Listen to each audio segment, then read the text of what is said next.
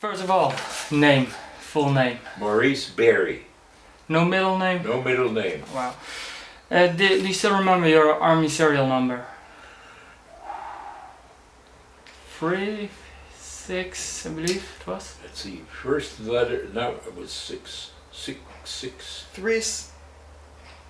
I think it was 767-646. Wow. Something like that. Good memory. If I may have it at home. I should have it at home. Yeah. And I have things at home that I want to make copies of and send to you. Okay, that would be great. And your unit? Company C, 104th Infantry Regiment, 26th Infantry Division. Birthplace, date of birth? Cleveland, Ohio. Cleveland, Ohio. Good place. When were you born? When were you born? October 5, 1924. Wow. Your father's name and mother's name. Do you still remember them? But my parents? Yes, your parents. My father was Frederick Berry, and my mother was Martha Berry. Okay. Did you have any siblings? My brother is Morton Berry. Okay. Did he serve also in the military? He did. He was in the military from September 1945 until he served about 2 years. Okay, so he was younger than you are. Yes.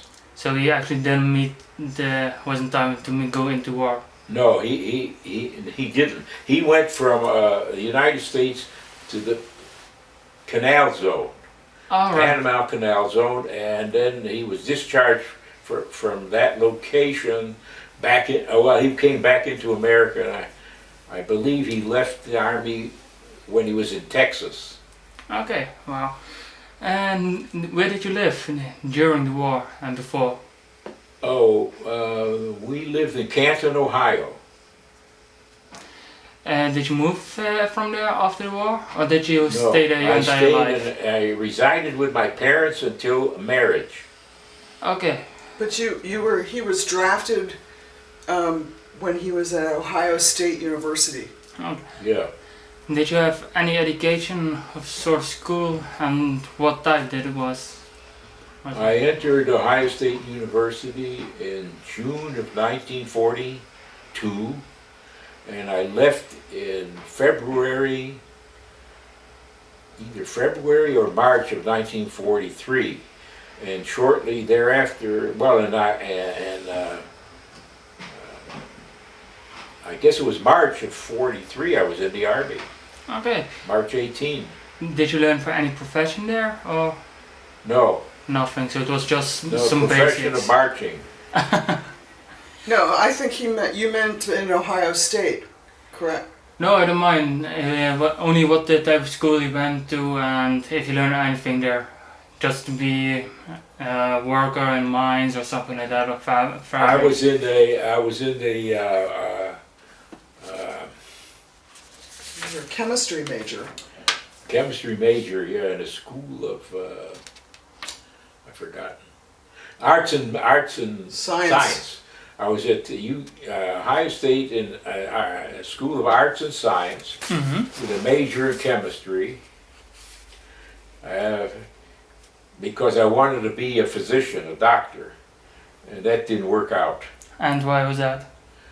I just didn't qualify. I was invited to the gross anatomy lab. When I walked in and I saw this part of the body and the blue eyes looking at me, I said, I can't do this. I cannot be a doctor. At the time when the war broke out, where were you? When the war broke out, I was in high school. Okay. We're talking about December 6th. I was listening to the New York Philharmonic on the radio, and my parents had some guests, and I interrupted them to tell them what had happened. That was when Pearl Harbor was bombed? Yeah. Okay. Did you have the urge to enlist like many other young children and boys and girls to fight for freedom? Or were you like, I don't feel anything for it? No, I wanted to be in the Army. I wanted to be in the Navy, but the quota that my draft organization had was for the Army. Okay. So that's where I wound up. So you enlisted yourself and I told the draft board I'm ready to be drafted. Okay. Where and when did you join the army? Not October, it was March 18, 1943. Oh.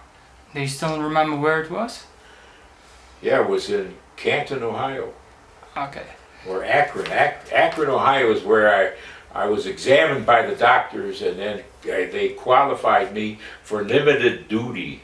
Okay, and what was the purpose of that? My eyesight was correctable to 20/20, but I still wore glasses to be corrected eyesight. But later on I found out that wherever we wanted to be served, that's where we served. It was what was up to the Army, not up to me. Okay.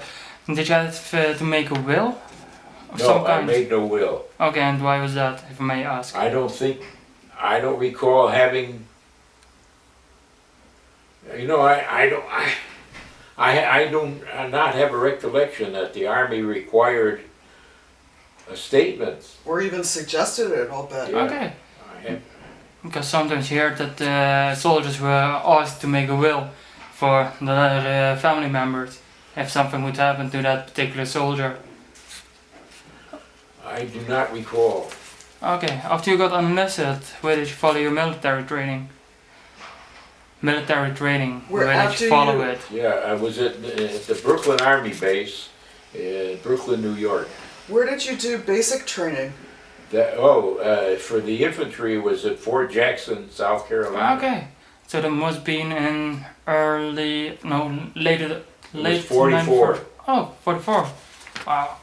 So, did you go to Brooklyn before you went to Fort Jackson? Yes, we was in Brooklyn for two or 3 months, and then I qualified for the Army Specialized Training Program, and school started at the University of Maine in June of 43, and it ended February 18 of 44. Okay. And that's when we boarded a train for the Tennessee Maneuver area, where the 26th Infantry Division was training. Okay. How were the instructors at that time? Were they kind to you or were they very harsh? I got bawled out because I disobeyed orders. I was told to stay where this sergeant was my squad assistant sergeant. And he said, "You stay here, I will come and get you." Everybody leaves, and time passes and nothing happens. I don't see anybody, I don't hear anybody. Finally, concern overtook me, and I tried to find them. He found me first, and that's when he bawled me out. And was the training hard and adequate, or? No, it was. The training was not hard. Okay. It was tedious, but I don't remember it being hard at all. Okay. Did you learn any specific tasks in the training? For instance, mortar gunner or ammo carrier?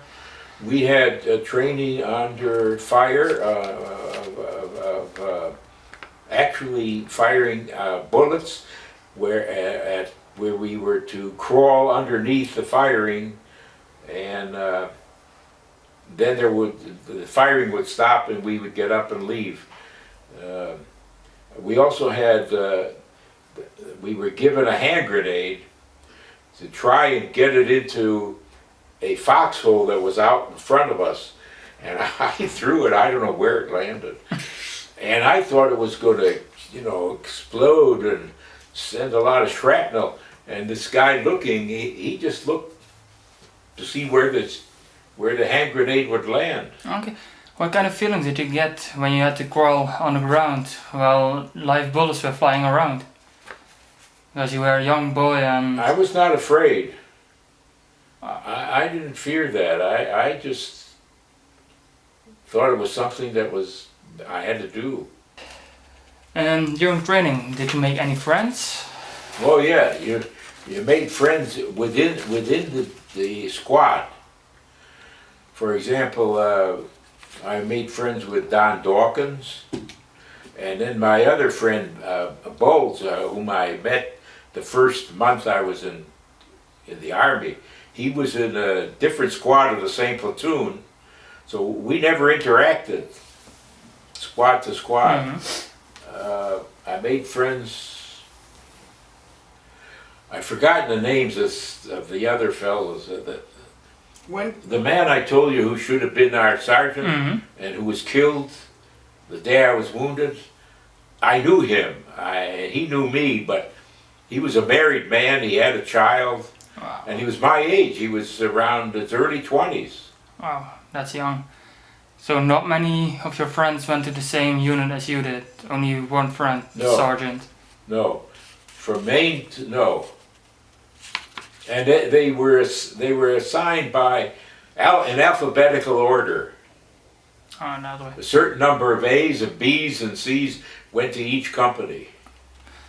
Did you know Lou Kaplowitz before you were in the Army? No, I met him in Company C. I met him in Maine. Oh. I knew him in Maine. And how was social life during training? Did you get enough leave and the ability to get into contact with your family and friends? We were supposed to have a 3-day leave in July, I believe, when 2 guys went AWOL, so everybody, that's over with. You lost it. There was no leave, but we did get 4 days off in August before we went overseas. So Lou and I went to Cleveland, and I stayed with him and his family, and my father and brother drove up from Canton, even though my father probably didn't have a lot of gasoline. Oh. And he took us to the train station, and we boarded the train on a Sunday, I believe it was, and the next day we were back in camp. Oh. So you didn't have enough time to spend with your parents? No, and I don't know where my mother was. She wasn't with my father at that time. She was visiting somewhere, but I don't know where. I don't remember where she was. What type of feelings did it give to you? I didn't have any feelings about it. It didn't bother me. I really didn't. I wanted to get away from my father because he was a crier. When he took me I didn't want him and my mother to take me to the station when I went into the Army. I wanted to go by myself. But they took me, and my father started crying in the station. And the sergeant said, "Okay, man, let's go." And I was relieved.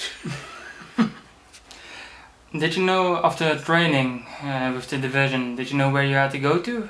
What continental? Either Pacific or Europe? No, but my division fought in the same area of France that we fought in this war. Okay, and when did you get shipped out to Europe? The ship that we went to... No, when did you get shipped? Oh, August the 27th of 44, the ship left the harbor to join with the convoy, and we landed September the 7th in Cherbourg, and October the 4th we left for the Third Army, arriving on October the 7th and 8th, when we were assigned to relieve the 4th Armored Division. During the ship's travel, did you notice anything special? Like where are we going or how it was? No, but I remember our troop ship was in the middle of the convoy, and there were some freighters with airplanes that had the wings off, and they were going overseas with us. And then out in the and at the edge of the convoy were the destroyers that were moving back and forth. Oh. And I felt safe being in the center. Okay, wow. I was on the top bunk of a 5-layer bunk in this USS Argentina. Argentina. Yeah. This was a ship that went from New York to Argentina before the war. Okay. But one night it was so warm that I went on deck and I lay down on the deck because it was cool. I think there was some water on the deck and I got somewhat wet. But Did you get seasick? no, I did not get seasick. What about the commanding officers on that ship? Didn't Oh, they they told you lived somewhere on the ship, and we didn't mix. Okay, because sometimes you hear of stories that enlistment men weren't supposed to be at deck at night, but you decided just to go upstairs and sleep. I did it on my own. And nobody told you to go back down. No. Oh, lucky man. Yeah. Yeah, Right. I was lucky. After you arrived in Europe, did you get any additional training before you went to the front lines? We had bayonet training. We affixed the bayonets to the rifles, and we made believe that we were attacking Germans.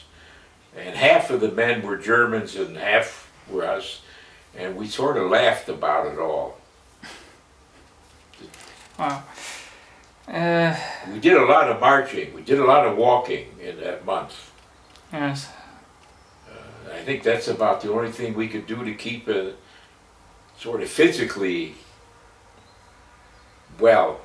Did you hear also about the first accident of the division of the 104th Regiment of the 5 men who were killed at the beach? Or didn't you hear anything about it? I think we heard about it, yes. And I think we were warned not to go down there. They were led by a chaplain. And he took him down, and I don't know how they could miss the Achtung meinen signs. That must have been really hard. It was Unexpected, and you sort of had your own feelings that were not explored by anybody. Okay. And the training, was it sufficient enough for you to do your task?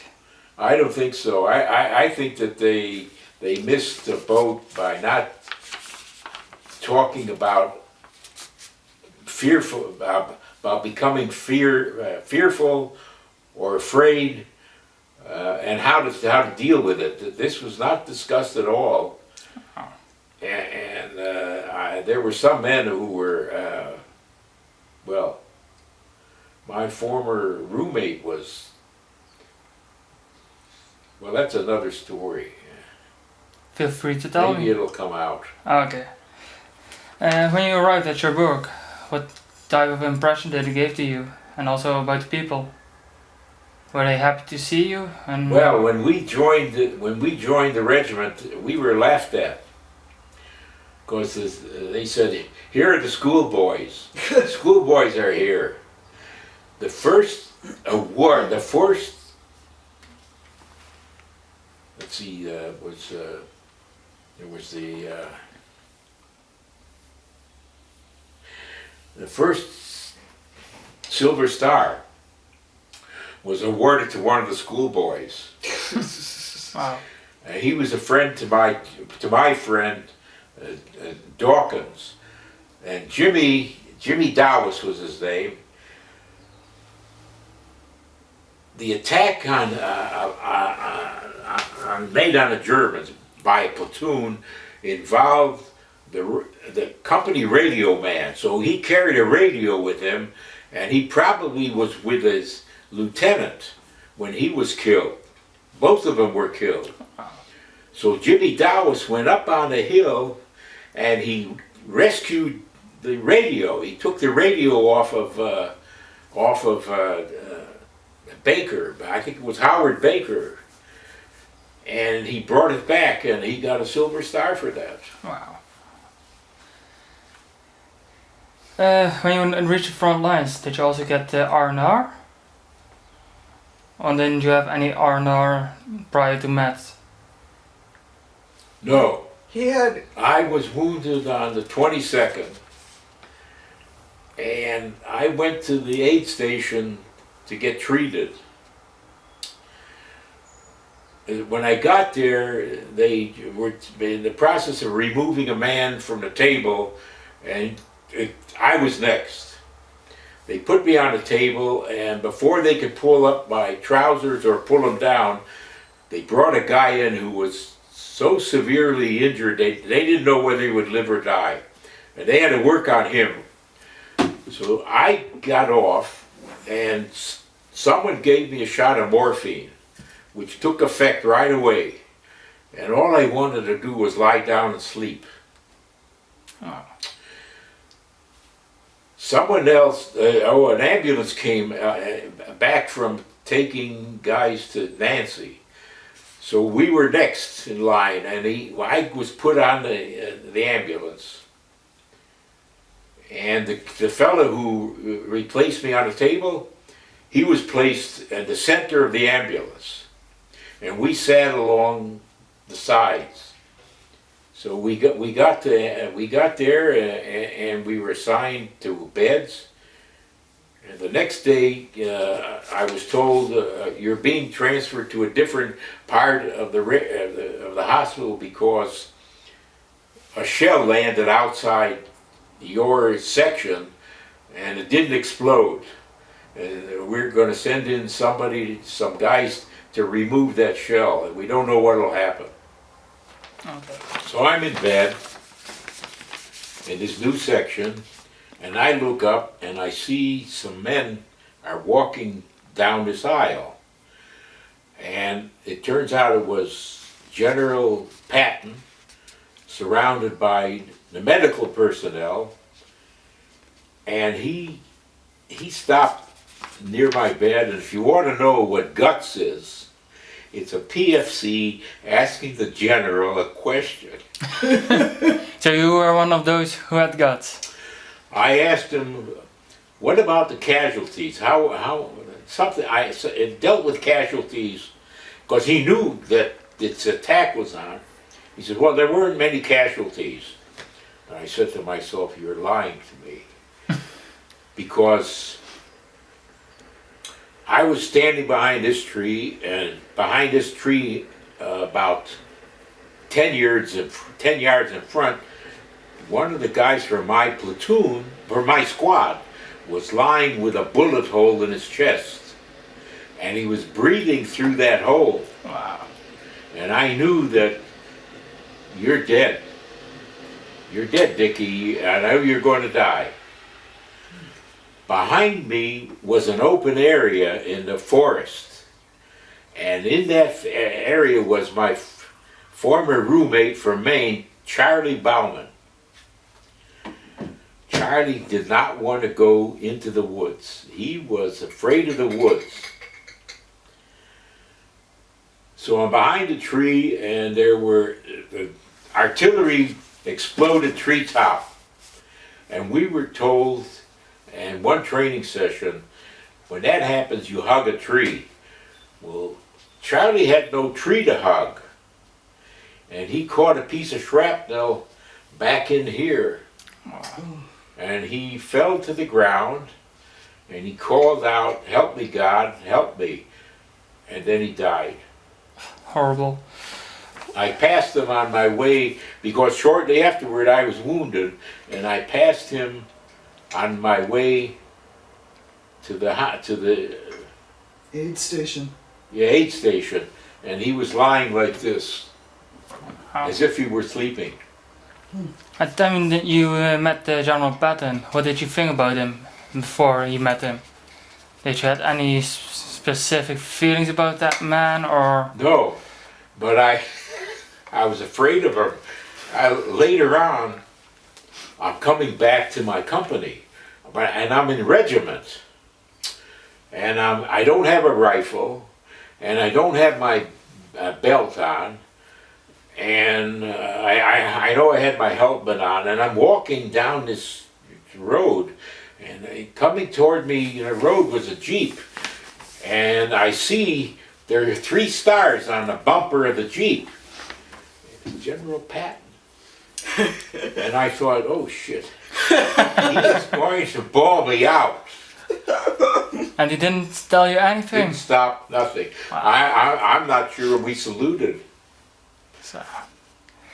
And did you contact your family about your wounds, or didn't you tell No. them anything about it? I saw the first sergeant. The first sergeant was up on a hill in the woods, and he wanted my name, and he listed me as seriously wounded. And that's the telegram my parents got. And my father was in Detroit on some kind of business. When the telegram was delivered to my father's store, my brother was there to accept it. And of course he showed it to my aunt. My mother's older sister was visiting. And Aunt Eva said, you have to show it to your mother and your father. So my mother, she took it, and I guess pretty well. My father told me sometime after the war, we were in New York, and a soldier was walking toward us with this part of the leg gone. And he said, that's what I thought happened to you. Wow. Did you had much conversations with your parents at home? Through letter or email? No. Or didn't you? I wrote letters, I wrote email letters that said absolutely nothing except I'm all right. Wow. You wrote letters to a friend of yours that from Canton that that you saved in your desk in the basement, and he wrote back to you, Jimmy, no, I can't remember his name, but he said that he knew that things were getting bad because your handwriting got bad. I don't remember this at all. Oh. Okay. At the time your unit got deployed for action at the front lines, how did the army proceed with the movement of your unit? Was it by truck and convoy, or how did the army move you? Well, the day I was wounded, we walked single file. This was a mountainous area. The mountains were not Alp-sized mountains, but they were woodland covered. So we were on the back side of the mountain, and we were told to dig foxholes just to keep us busy. And as I looked down the hill, and I said to myself, oh, a German soldier just jumped behind a tree. My mind was really working overtime, because I went back to digging, and I looked up again, it was the same soldier going back this way. Then I reasoned with myself, why is he there? What business does he have as a single soldier? He's going to get killed sooner or later. Or why doesn't he shoot us? So I guess I figured out that it was just A scout. Just a device. Like a hallucination. Yeah. Like an imagination. So to get you on The guard. trouble every is, time. I was alone digging my own foxhole because we had lost a man. When the sergeant shot himself, we went from 12 men to 11 men. Well, everybody else had a partner, and I didn't. Oh. So I'm the last one to get dressed. I took off everything because it was so warm digging. In fact, it was a warm day. One of the few. In October. It happened to be warm that day. And I get down off of the hill, and I'm lying across a road that the Germans built. A one-lane road, and I don't remember how did I get there, and why am I lying on the ground. I have no idea why I'm lying on the ground. Wow. So I said to myself, you have to move forward. So I brace myself to do that, and a machine gun opens up. And I look up above me and I see tracer bullets. Oh. So the unit first got into action at Moncourt Woods. That's correct, right? That's correct. Okay, What did you get from Cherbourg? No. That was the first action was the 3rd platoon Okay. attacking the first week we were in combat. Moncourt Woods was already October 22. And the 3rd platoon we're dealing with October 10th or 11th. Okay, where was your unit back then? At what place? If you would still remember it. I don't remember if it had a name. It wasn't part of Moncourt Woods. So you were still back from the front lines? I believe so. Okay. We were supposed to be, no.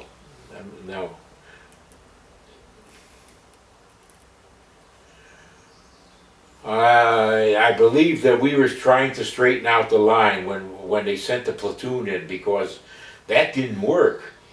That afternoon, Company E from the 2nd Battalion, they came through our lines to fight the Germans on the other side. Okay. The first contact with the Germans, how was that? That was the first contact with the Germans, was October 11th. How was that? How was that? What type of I feelings have no did it idea. give you? No one told me about it. No one told me. My sergeant never left his home that first week. So we were not informed. That my partner and I were never informed what was happening. Okay. You remember still the Frank Danasossi, who was with the same unit? He was in the 3rd platoon, I believe. Okay. You were 1st platoon, right? 1st platoon, 1st squad. Okay. And what do you think about the battle in the rain?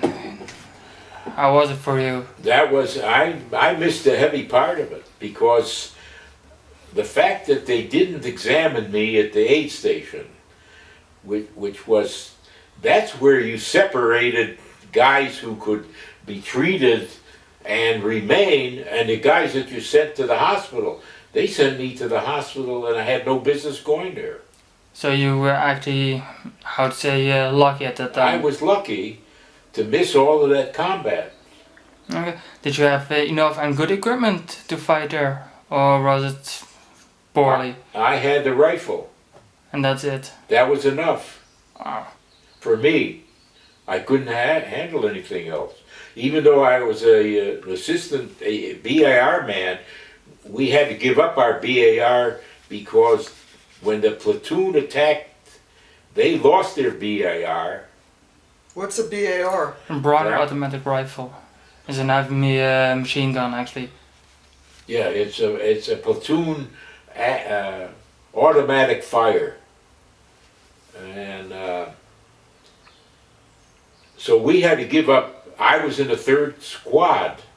So each 3rd squad gave up their BAR to supply, well, I guess we supplied the 3rd platoon with my BAR. I don't know what the others supplied. Oh wow. And can you still remember the towns you liberated in France? What's that? In France, do you still remember the towns you liberated? Do you remember the towns you liberated? No. No? Okay. Okay.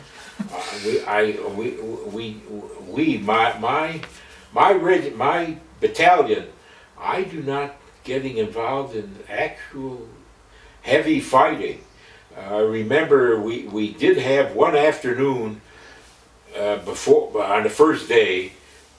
The forward elements of my company handled a small group of Germans in an area we were in, and then the rest of us, we then after that happened, then we kept moving forward. But how about Montcourt Woods? What do you remember about Montcourt? Just what I said. I was wounded there. That's it. Okay. Once they sent me away to Nancy, I had no more to do with Montcourt Woods. When you were wounded, what do you recall? What happened before you got wounded? Yes. What? I do. I was behind this tree, and I looked on my right. There was a bough had been knocked down sometime well before we were there, because the leaves were all brown, and you couldn't see through that area, through that bough. So I looked around this side, the left side, and I see the platoon sergeant is on a tree, behind a tree ahead of me. And between us is this fellow Dickie who was shot through the chest. So I said to myself, as soon as Dustin, that was his name, the sergeant's name, as soon as he moves forward, I will go with him.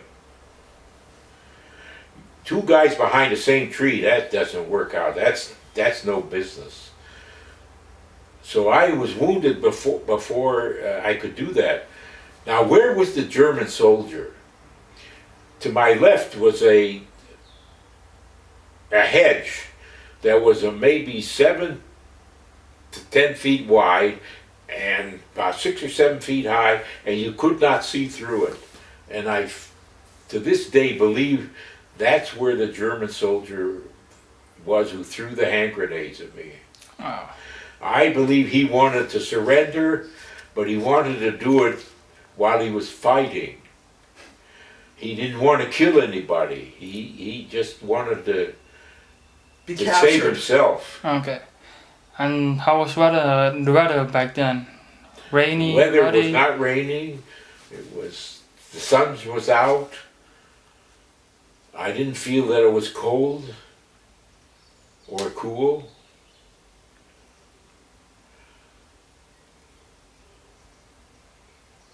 Right now, I'm sorry that I reported to the aid station.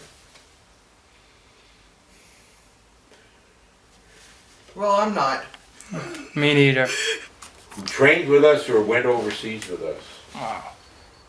Surprised we Well, get except everyone you for- knew. What about Bowles wasn't in your platoon? Yes, he was. No, he was the supply sergeant of the company now, and the supply sergeant and the mess sergeant were not combat men. And Dawkins was. Dawkins was gone already. He had awakened on the 13th of November, and he couldn't stand. His feet had swollen so that they had to cut off his shoes. They couldn't pull the shoes off of his feet. They had to cut. He had trench foot. He had trench foot. Severe trench foot.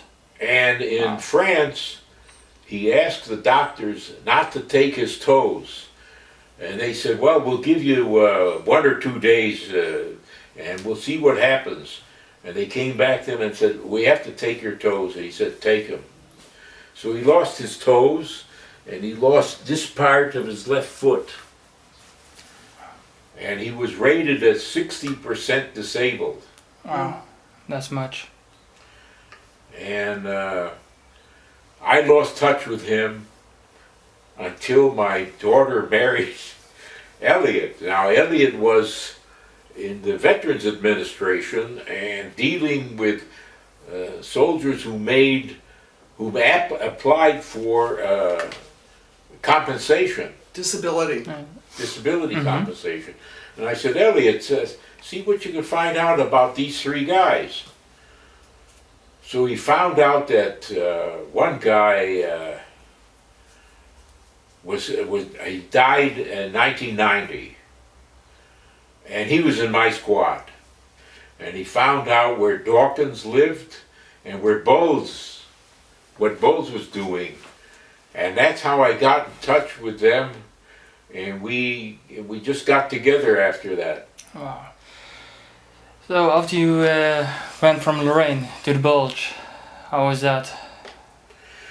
Well, that was interesting because we were supposed to have 30 days rest and recuperation in Metz.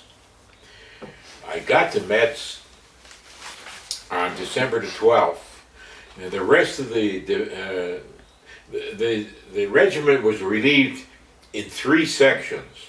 The first section was relieved on December 11, mine on December 12, the last section December 13. We assembled in an old French barracks under clean sheets, warm. We didn't need blankets. My feet couldn't handle the touch of the sheets. So we're there from December 12th until December 20, when we were told that we were going up north. And we got onto open air trucks, and we drove into Arlon by the next morning, daybreak. Well, the people were already on their way to work. And we stopped in a traffic, and I jumped off of the truck with another guy. We went into this bakery store, and we were going to buy bread, and he gave us 2 breads to take on the truck, and that was our breakfast. That must have been a relief, I think, because usually you have the rations the army gives, and now you got fresh bread. Yeah, we had, yeah. Well, it was, we couldn't eat the K rations while on the truck. It was too much. I imagine we may have had a hot supper. I don't recall having one. But that night, December 21, an older man in my company came around and he said, "Wake up, everybody." He said, "We're being attacked by guys carrying flashlights." He was pretty shrewd because they got rid of him. They sent him away. Oh, because he was crazy. Yeah. He was crazy smart. Did you get... So we assembled on the morning of the 22nd, and they chose my regiment and the 328th to lead the division north. And we left at 6 a.m., and shortly thereafter it started raining, then it turned to sleet, and I think by midday it turned to snow. We stopped somewhere, and I don't know why, but a guy and I went to a house. We stopped right by a house, and we knocked on the door. The civilians let us in. They didn't understand English. We couldn't talk German to them. But they had 1 or 2 children, and I gave them a candy bar. So we had something to eat, and then we left. We got back to the company, and then we started walking again. Did you walk that whole time? We walked until dark. Wow. And our captain had to go to a meeting to find out what was our disposition the next day. What were we expected to do? So he came back, but he came back after my partner and I were able to get in underneath the blankets. But I left my shoes and my leggings outside, and it got cold. And he came in and he said, "We got our assignment, and we have to get ready to leave." My shoes were a little stiff, and so were the leggings, but I got them on. And when I got to the company, they were at the edge of the woods, and figuring out how we're going to cross an open area with a stream at the bottom. So when it came my turn to follow the man 5 yards apart, I got to the water and I thought, well, I'll step in the water and that might soften the shoes. Wrong idea. So that was the second dumbest thing I did that night. We got up into the woods and we're walking, and a rumor came back that, I don't remember what the rumor was, but whoever was telling us on the run, and that influenced us what to do. We turned around, we ran backwards. Then all of a sudden we stopped and we collected ourselves, and then we walked forward again, and the next thing I remember is we crossed a road and we're in the woods, and the company medic is inspecting our feet, and mine had turned white, and he said rub them until they turn pink, which I did, and I believe that saved my feet from frostbite. Wow. Did you know where you were heading at that time? We were outside of Eschbach. Ashdorf. I didn't know it at the time. Okay. This was December 24, and we were providing flank protection of the 2nd Battalion, which had attacked Eschbach on Christmas night. So the next day, Christmas finds us in Eschbach.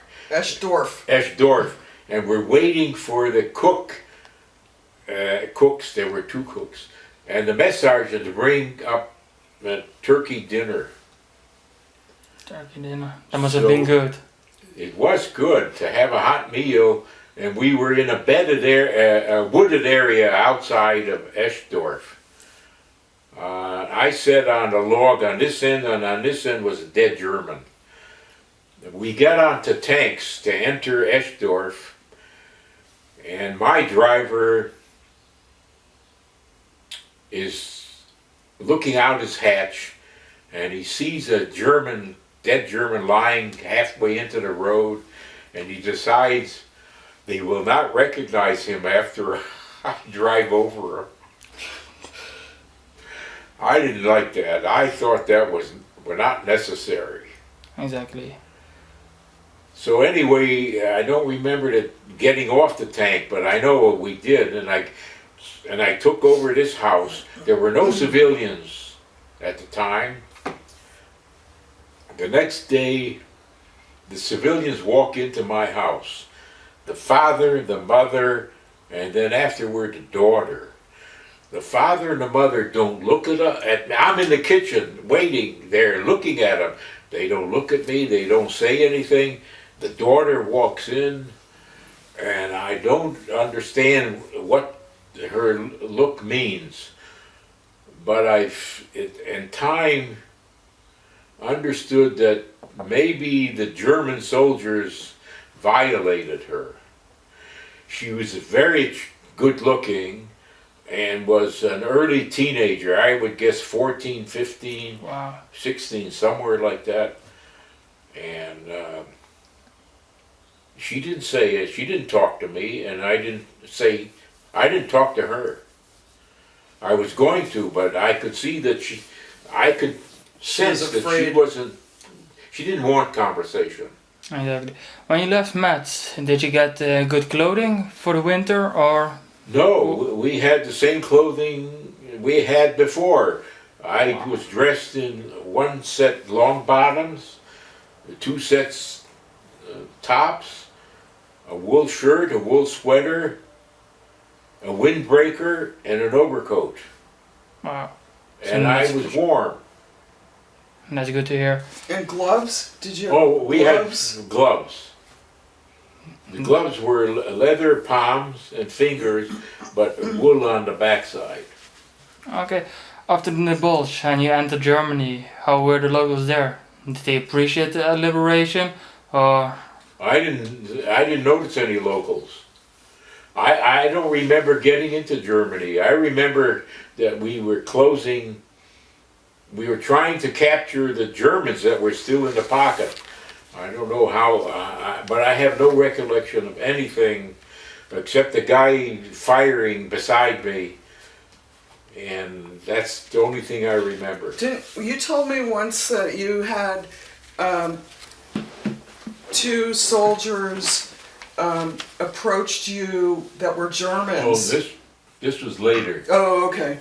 This was after leaving this area. We got to our goal was to interdict the highway from Wiltz, or Wiltz as it would have been pronounced, to Bastogne. There was a main road, and we had that under observation, and that was the night that 2 German soldiers left their lines, left their armament there, and they wanted to be captured. Wow. I had gotten under a blanket for my last cigarette, and I uncovered the blanket, and I see them, and I wanted to kill them. So I fired my carbine. Well, I missed them, and they came to my hold because of the sound, and one wanted to hug me. And I had my carbine like this, and he butted up against the barrel, and so he backed off.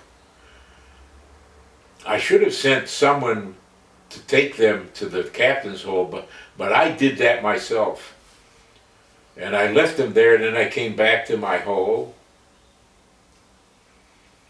And that night, I did guard duty along with my men every night, so the next morning they said, "You made these, you see these footprints in the snow?" He says, "They were Germans and they walked right by you when you were on guard duty." They did it themselves. I'm sure that they did that. Beautiful. In the time you spent in the foxholes, did you make yourself comfortable with some straw or something? When the first ones, no. The second one, we had straw because we occupied the foxholes of the 4th Armored Division. And that's when I got the little bugs got into my follicles, hair follicles. Thank goodness. I stopped itching after those baths. Let's see. After the bulge, so the division entered Germany, but you didn't go with them? I went with them, but I do not recall any fighting at all. So it was pretty easy to enter Germany without any casualties. We must have had casualties. We must have been fighting somewhere, but I have no recollection. Okay. The last thing I remember, Aschaffenburg. We were on a hill looking down into Aschaffenburg, and we were going to attack them. In fact, D Company set up their 81mm mortars, and they had not started firing when we were given other orders to go in a different direction. And we missed that fighting. I think the 45th Infantry Division was fighting in Aschaffenburg. And that was pretty rough there. Okay. That was very rough. Was there something specific you can still remember about fighting at the front lines? Something you... nothing? It all went away. This is a blank. Okay. Let's see. You told me you were wounded at Moncourt. And actually we had that question already, how you got wounded and where. So your close friends, did they survive the war without being wounded or? Well, we lost the 2 guys from my squad, and I don't know who.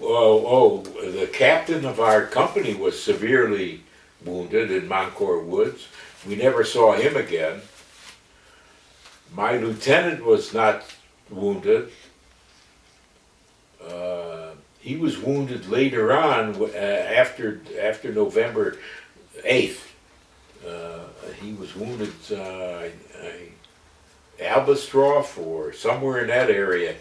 He was wounded, and he was evacuated, and he came back in time for the Bulge, but he went to the 2nd Battalion because C Company had sufficient officers.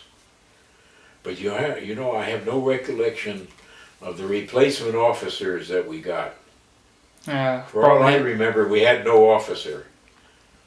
That was also probably because they weren't actually friends of yours and you didn't knew them, so you also didn't want to knew them, because maybe later on they would be killed and it would hurt you. We had one officer come to us, and he stayed with us overnight, and the next day they sent him back. Wow. They sent him to the back. He didn't stay in the infantry. Okay. Did you get any particular feelings seeing your friends getting wounded or either killed, or you just blocked it away? When I was told that Lou Kaplowitz had been killed, I went off by myself, but I couldn't cry. I could not cry for him. I felt badly, but I was, I think, very tense, and I just couldn't let loose. Okay. After the war, did you contact the family of Luke? Or did you I ever didn't know his contact him? family. After the war, I had nothing to go by. No address, no name. Wow. But you said you stayed with him when you went to Cleveland. That was before we went overseas. That was a 4-day pass we had before we went. Okay. Do you think there was given much attention to the frontline soldiers by the higher echelon? Or was it something you can't remember? Say that again? If there was given enough attention to the frontline soldiers by the higher echelon, so the higher ranking echelon, officers.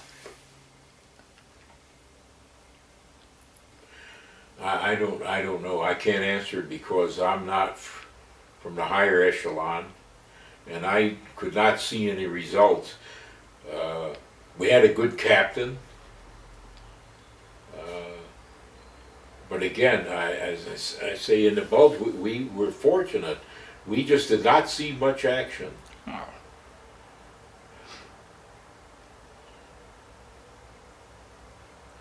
Did they do anything when a soldier was killed? Did they have any kind of ceremony or, acknowledgement that you lost someone in the company? One of the men in my company had a shoulder that was, it was obvious he had some injury and perhaps surgery on that shoulder. So he became a member of the Graves Registration section of the regiment. And he went around, and whatever he did with the dead, I don't know what he did with them. But I'm sure the dead were picked up, and there was a cemetery established in or near where they died, or maybe some distance. But they were temporary cemeteries. Mm-hmm. But now when I've seen where a man is killed in Afghanistan or Iraq, and they have his rifle and his helmet and shoes, and they have some kind of ceremony. We never had anything like that. In fact, this fella, his parents were from France, so he could speak French, and he taught us French. But he was the Graves registration guy, and when I was in regiment, he took me to a location where he showed me what he described as gut remains. And he said, I believe that this belonged to an American soldier who was working, who was doing work in a German, in a supply depot, but it was all bullets and bombs and whatever, and the explosion killed him. Wow. And these are his remains. Wow. We'll take So a break. it sounds logical to me, because I think if you had prisoners, they would be doing that dangerous work rather than German soldiers. Should we take a break? Quick break? No, we'll continue. Yes? Okay. Was also any relaxation between the battles by either the USO or Red Cross? No, Or nothing? I didn't see any of them. Wow. And after the war, not also? When you No, were at no, Czechoslovakia? No, I didn't. I was in after the war, I went to visit my company on at least 2 or 3 occasions. But they were in a city, but I didn't see any organization like the USO that was nearby. Okay. But one interesting thing is his friend Bob Bowles remembers that when they boarded the ship from Brooklyn to leave, that Kate Smith, No, it wasn't Kate Smith. who, No, what it was is, we're standing dockside, and we were treated to coffee and donuts by gray ladies. And they were gray ladies from head to foot. Hair were gray, their uniforms were gray, and they had a motherly look about them. Like, why do they have to go overseas? What do their parents? They felt for us. As soon as the first soldier in C Company put a foot on a gangplank, a cheer went up. We're going.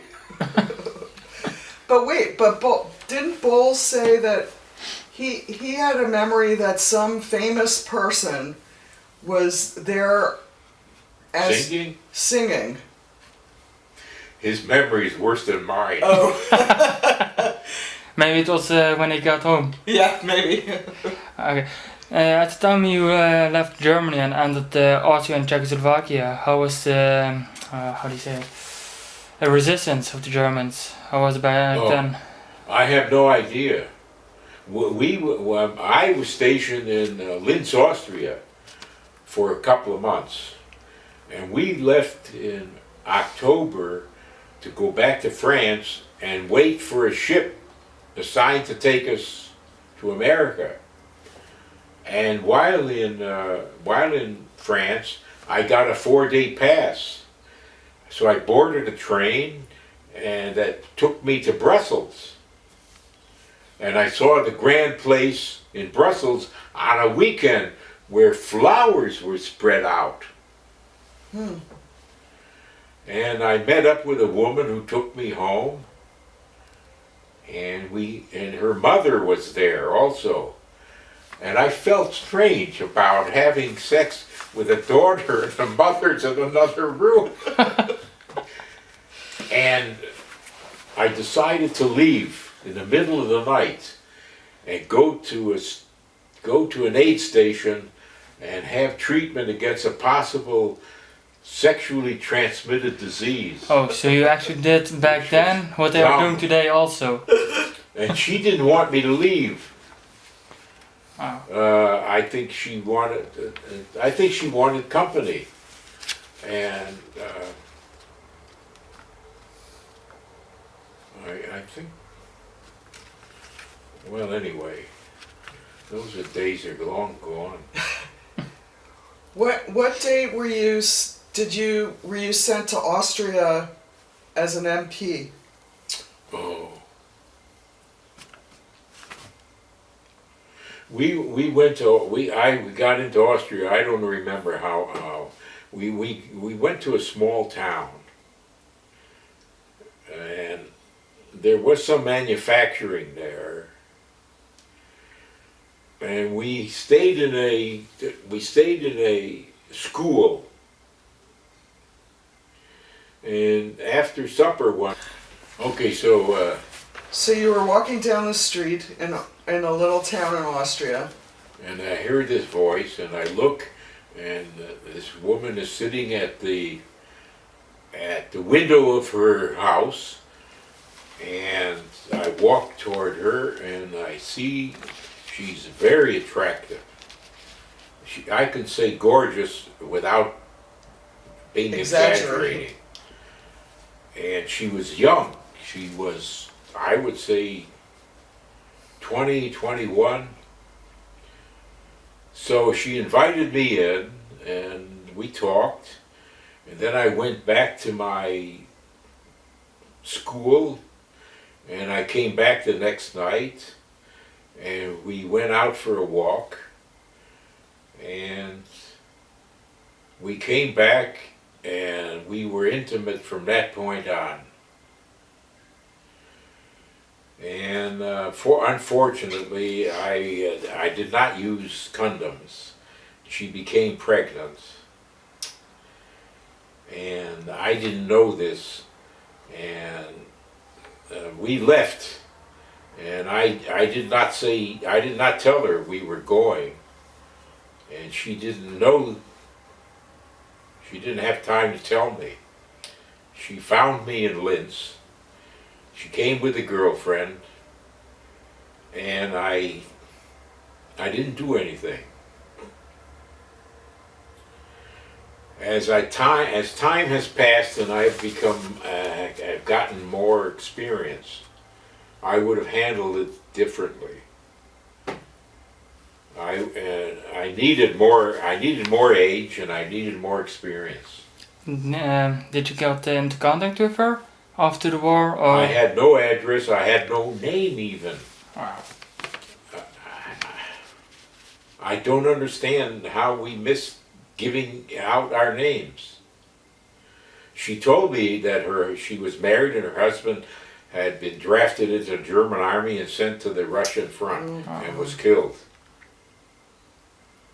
And after the That war? was in Reims?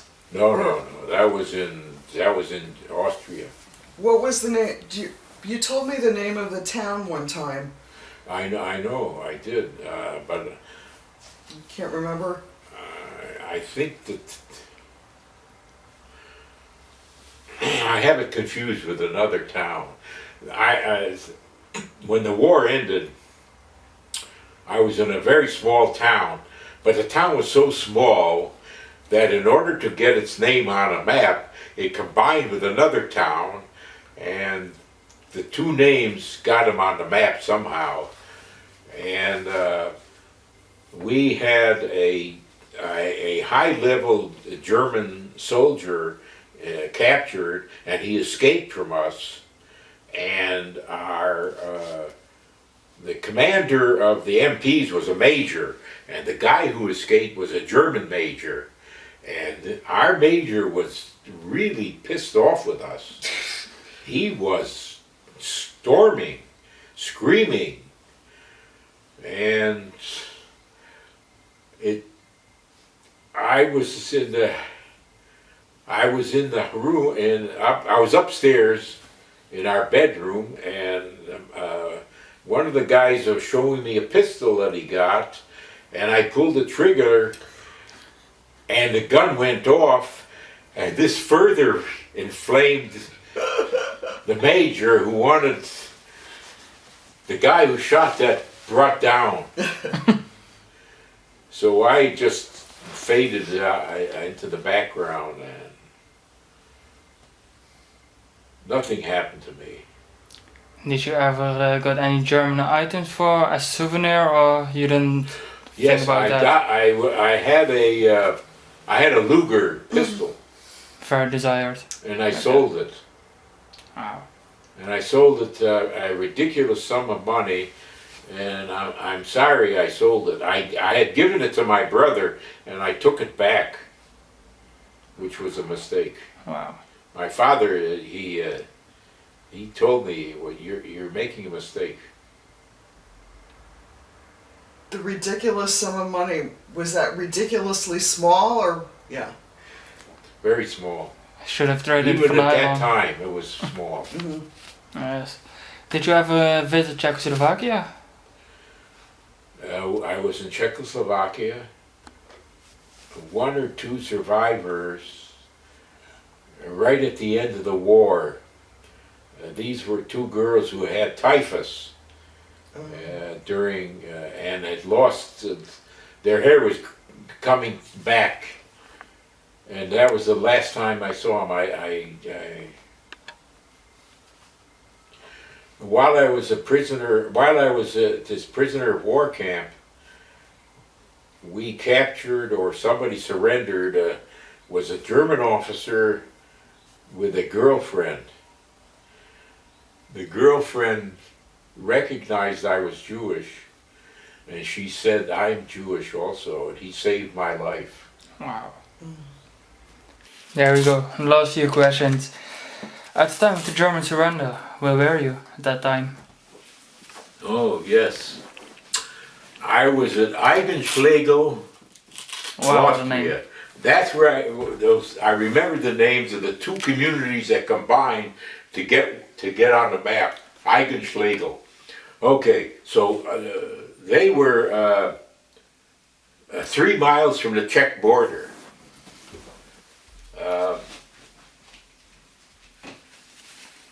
That's where I was, and exactly the night that was May the 8th was the actual ending of the war.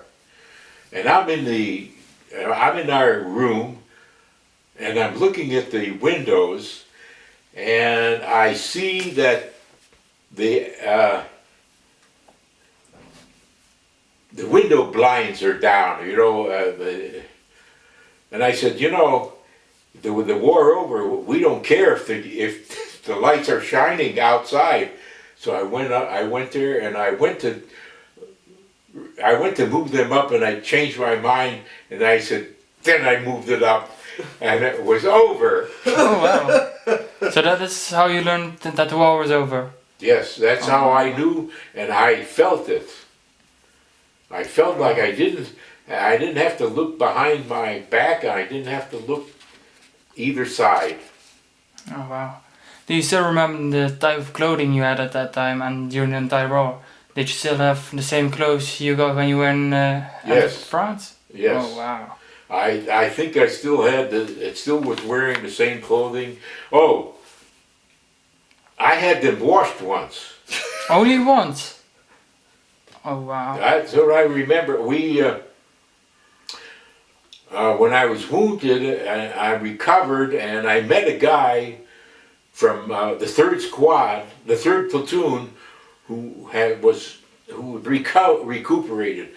He was recuperating, and we found a laundry, a U.S. laundry in that community. I think it was around Saint-Méhiel, Oh wow. France. I believe it was like.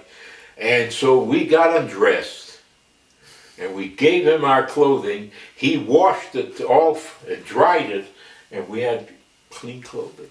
Oh wow. So they never issued you new clothing for either Battle of the Bulge or No, entering we Germany? didn't get an issue, no. Oh wow. So one of the few who never... We wore the same thing we wore the day before we left. How long did you go without taking a bath after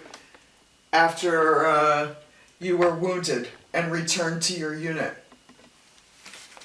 Oh, when I was wounded, I started bathing Right. 2 days later. But after After that ended. Yes. Oh. I probably bathed once in Metz. Probably. We were there 5 or 6 days. Oh wow. We were there 8 days, from the 12th to the 20th. I did probably showered there a couple of times. But from that point on, I have no recollection of when the next bath took place. And you never desired a new bath or I had no reaction to being dirty. So when there was a stream, you didn't think, hey, stream, let's clean myself up? Nothing. Oh, wow. I remember when we were in Germany, we took over a house, and I got somewhat undressed, and I got in a bed that had Feathers. feathers. It had a feather coverlet, and I'm lying on top of a feather coverlet, and it was so comfortable. I fell into the deepest sleep that I had while overseas. Oh, wow. Yes. And you didn't get much sleep, I can imagine. I wasn't afraid of anything. People were guarding me. I just slept. Wow. And It was really nice. well, at the front lines, how many hours of sleep did you get? Or didn't you even close your eyes? Well, I had six. There were six of us in a section of 3 foxholes, and so we were covering. Everybody had to do guard duty, and it was set up that if you started to feel tired or your guys were starting to close, then you call the next guy up. And it started off with these two guys, these two guys, these two guys, and I was in the middle hole. So I always had it after either these guys went first or these guys went first, and maybe we went first. Oh, wow. So did you get like 2 or 3 hours of sleep at night? Yeah, we got something like it, but you could fall asleep right away after guard duty. There was no reason, you know. Were you ever woken up by German artillery or German attacks? No. Oh, wow. No, we were fortunate. Exactly. Yeah. Did you ever encounter any German artillery barrage or something like that? Never. No. What about the German Nebelwerfers, the screaming mimes? Did you hear about them? We had them once. We were in a woods, and they were going well overhead of us. And I'm just lying there, and all I had was a pistol. And one of the guys turns to me and says, "Take your pistol out." So I took it out. And why did he But tell we you weren't that? attacked. Okay. Why did he tell you to take your pistol out? Was there any particular reason? He felt that if we were attacked and I was armed, then I could help defend. Oh, that's why. And the clothing and equipment you got during the war, was it sufficient enough for you to carry out your task, or did you want something additional? I didn't like the idea of having only a pistol. I think I was hoping I had a carbine also, but I don't remember if I did. So you didn't ever take one of a soldier who was either wounded or killed? No, no. Okay, wow. But you said at one time you said that when the two Germans that tried to hug you. Exactly, You had a carbine. I did. I had a carbine. So you had one at some points during. Yeah, I must have carried a carbine in addition to a. I'll tell you, when I went to Paris, I took the pistol and I put it in a truck in the glove compartment of the truck, feeling that it's safe. We get back in the truck and the pistol's gone, so I have no pistol. I don't remember if Bowles got me another pistol. I don't remember. But somebody got a pistol that was not registered to them, and they either could steal it and take it home, or they could sell it. Exactly. Okay, when did you return to the United States, and how? By the same ship? You came to Europe, or was it on a different ship? It was it was a different ship. I think it was called a Liberty ship. We went over in an ocean liner. The ocean liner were USS Argentina. And going home, it was it's a different ship entirely. It was, it moved in the water. Oh wow! So you Smaller or? It was a smaller ship, and one guy, I swear he turned green when he saw the ship bobbing around before we boarded it. did you get seasick there? Or No. also not. Ah, I did not get seasick at all. okay. What was your opinion about the point system of the army? Well, I had to live with it. I don't remember, I think I had 55 points. But I had enough points to go home with the division.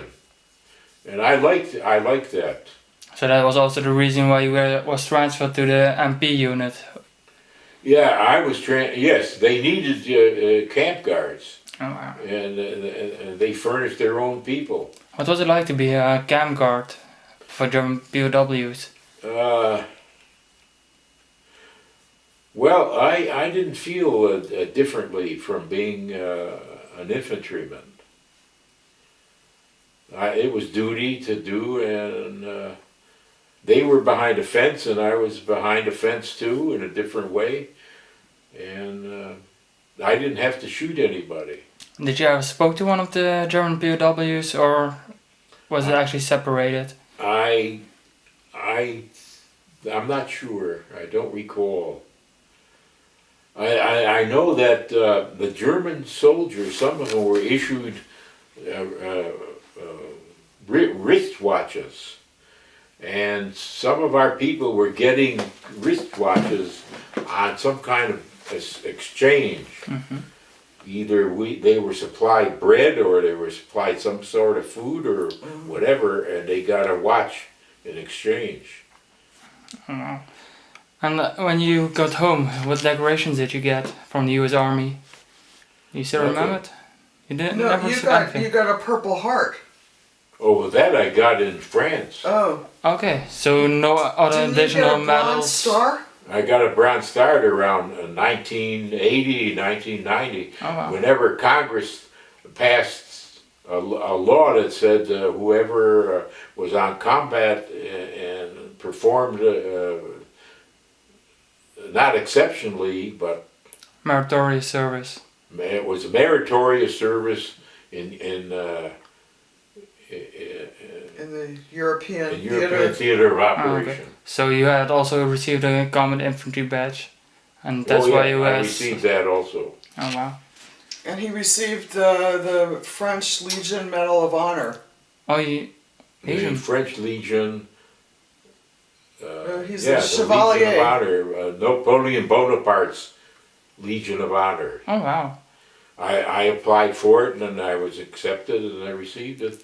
I have it in my room.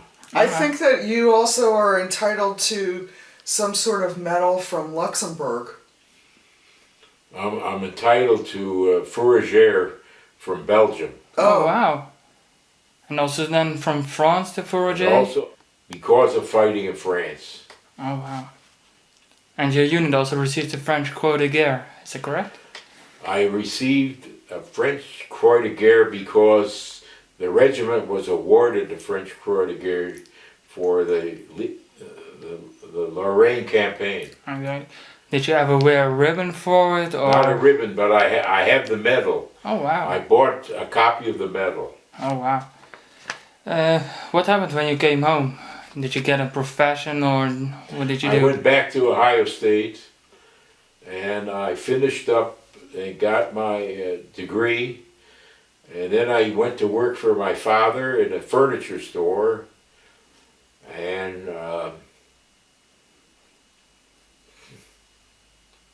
I had one or two different girlfriends before I met my wife-to-be. And we got married in 1951. We moved to Denver. My wife finished college. And then we moved to California because Barbara got a job teaching, and I was accepted into UCLA School of Engineering. Oh, so that's also why you were wearing the UCLA Right, bracelet. Ah, interesting. So you actually lived half across America after you came back from the war? Yes. Oh, wow. And do you feel that enough attention has been given to veterans of the Second World War after 1945? Or do you feel it could be better? Well, I never had contact, you know, the only written contact I had with the Army was the awarding of the medal, what was that? The Bronze Star? Bronze Star, and the certificates, and that was it. Oh, wow. Did you learn about disability benefits before I married Elliot, or? Yeah, before. Uh-huh. I received I received money from monthly money from the government because of my wounds. Okay. And when was it? And that started in 1952, I believe. Mm-hmm. When were you discharged from the army? You know, I don't remember the year. Was it when you came back? Oh, it was after I came back. Oh, wow. I was discharged from the Fort. Indiantown Gap. Yes, Fort Indiantown Gap, and I got $100, I believe, that day, Oh, wow. and I bought a ticket for the train ride To Canton. Canton, Ohio, and on there, and some of the passengers, I knew some of the passengers. It was a basketball team of Jewish boys from Canton who had played basketball against a team in Pittsburgh. Oh, funny. So Oh, wow. and one of the guys had been a tech sergeant in one of the armored divisions, and I don't remember which one. And that was it. Oh, wow. What's the point system?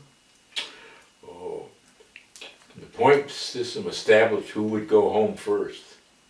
The more points you had, the sooner you were.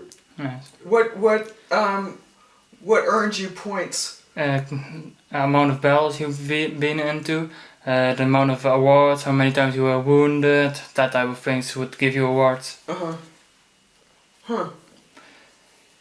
Huh. Okay. And final two questions. Are you still in touch with other soldiers of your unit? I'm sorry. Are you still in touch with other soldiers of your unit? My unit, I only see one guy once a year. Oh, wow. But sometimes twice a year. Last year you Sometimes saw him twice. Twice a year. So I'm not going to the summer No. beach. What was his name? Is his name? Bob Bowles. Ah, Bob Bowles. Okay. And of course you attend reunions. How is that after all those years? I attended several reunions. The one I remember distinctly happened about 40 or 50 miles from where I lived in Lancaster County. And there were over 300 people who attended that.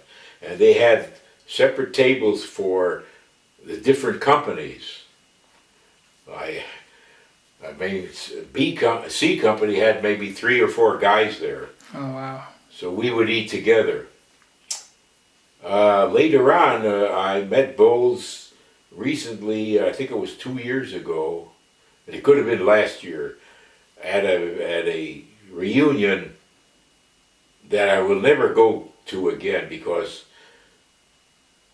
the reunion is being run by a group of guys who've known each other for years, and they live in Massachusetts, and they were in the 26th Division together. But they know one another. But they weren't in World War II. They were in like the Korean War or Vietnam War. They were World War II. Oh. Oh. These guys were in 2. Oh, wow. Did you ever meet veterans of the First World War during reunions? I did, and I went to one of those early conventions, and one of the guys from World War I stepped on the bus, and he had a heart attack and died. Oh. Wow. Wow. Yeah, and there was another guy who came from California with he had an attendant with him, and he showed up at one or two reunions. Oh wow. Did that man, remember we met someone when we were in Washington at the Holocaust Memorial Ceremony, Al, was he in your company? No, I think he was in a different... He was in the 26th. They were in the same division, but in a different, I think, either a different battalion or a different regiment. Oh wow. After the war, what did you do with your uniforms and equipment which you got from the war? Did you just toss them away? I think my uniform got tossed away. I kept a jacket, a field jacket. I don't know what happened to that. Oh wow. I think when you moved from Allentown to Macungie, that got tossed. Because I remember seeing that in the basement closet. Oh, yeah, you're right. It got tossed then. Oh wow. Because after the war, many people kept using it for garden duties or painting things in the house.